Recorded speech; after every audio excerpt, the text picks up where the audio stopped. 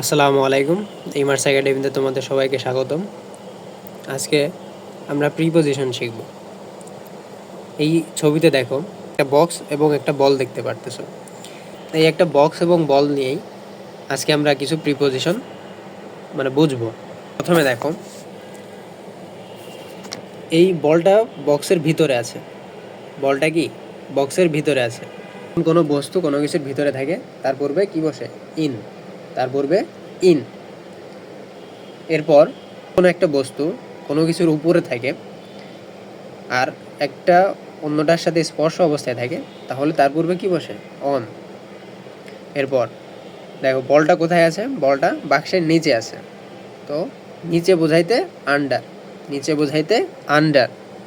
আর বলটা যখন বাক্সের পাশে আছে, দেখো একটা কর্নারে আছে পাশে, তখন নেক্সট টু।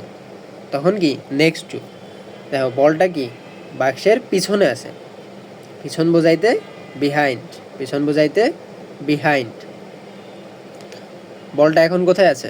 বলটা এখন বাক্সের সামনে আছে, তো সামনে বোঝাইতে ইন ফ্রন্ট অফ।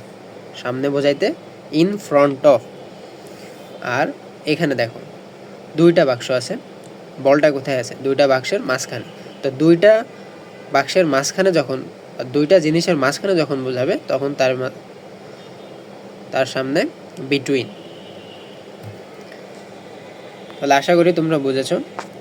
কোনো বলটা যখন বাক্সের ভিতরে আছে, ভিতর বোঝাইতে ইন, উপর বোঝাইতে অন, নিচে বোঝাইতে আন্ডার, পাশে বোঝাইতে নেক্সট টু, পিছনে বোঝাইতে বিহাইন্ড, সামনে বোঝাইতে ইন ফ্রন্ট অফ, আর দুইটা বস্তুর মাঝখানে যখন বোঝাবে তখন বিটুইন।